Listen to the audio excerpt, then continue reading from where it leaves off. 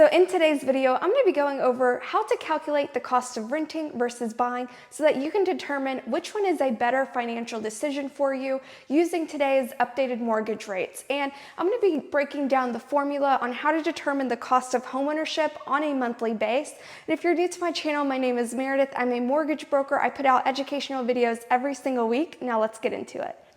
Okay, so when we're comparing the two, we're really trying to determine how much on a monthly base are we not getting back in both scenarios. Now, when it comes to renting, it's pretty simple to determine. It's just your monthly rent because that goes straight to your landlord and you never get that back.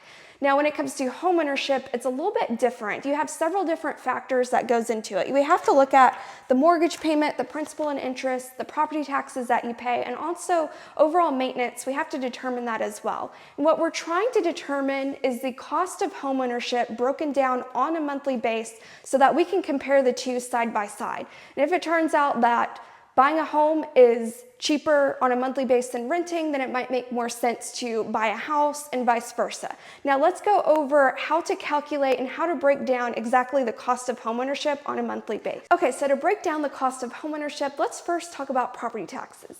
And property taxes is an amount that you have to pay on a yearly basis to the state or to the county, and you have to pay this amount regardless if you own the home free or clear or not. And what it is how they determine it. It's a percentage of the value of the house. So on average, the percentage is about 1.1% of the home's value. Now, this is going to change depending on what state or what county you're in. So if you're doing this with me, make sure that you look this up pertaining to where you're at.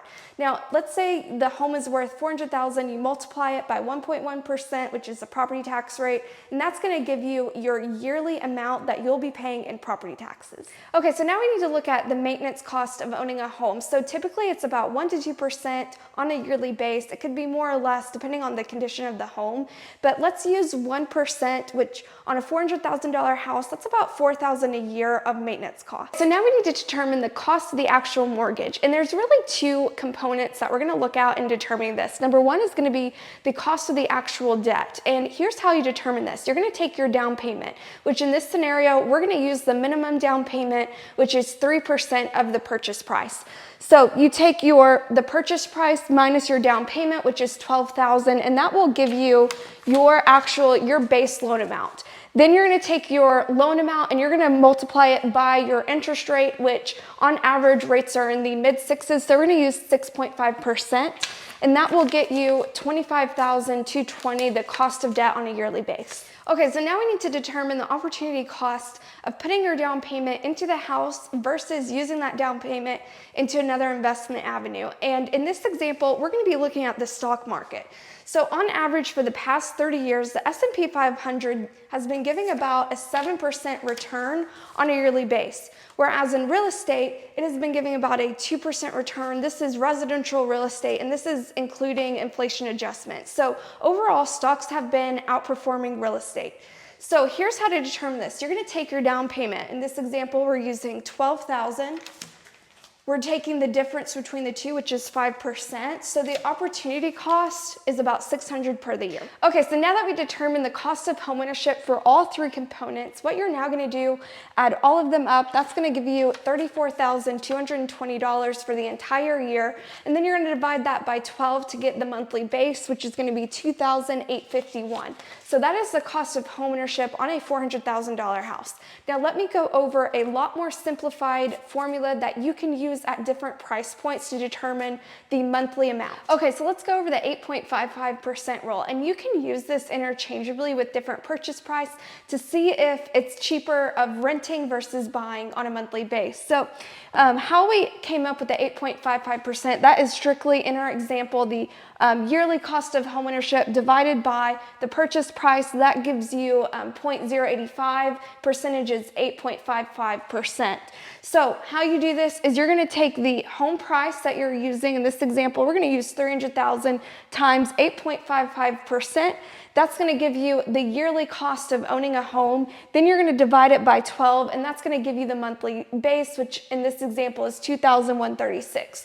So what you have to ask yourself at that time is, can I rent a $300K house for less or more than $2,136. If you can rent this house for less than $2,100 a month, it's probably cheaper for you to rent.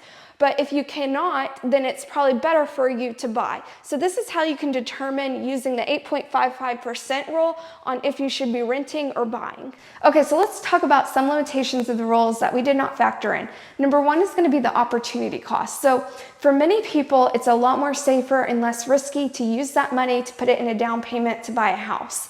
Whereas you might find a different investment alley that might have a better return year after year, but it's more risky on the long term. Number two is going to be the cost of mortgage, the cost of debt, when we looked at the percentage that you're paying year after year. So mortgages are on what's called the amortization schedule, which means the first 10 years you're paying more in interest.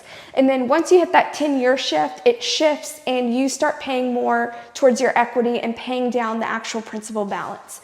Then you also have certain tax benefits that you can write off year after year when you have a mortgage. And then at the end of the day, whenever you're paying rent, you never get that back. That's going straight to the landlord's pocket. At the very least, when you own a home, you're able to build up your own equity. Okay, so here's some of the benefits of owning a home. So number one, it's gonna bring you a lot more stability. When you're on a fixed rate mortgage, your payment is pretty much gonna stay the same year after year. As opposed to when you're renting, you had no control when your landlord was gonna increase your rent.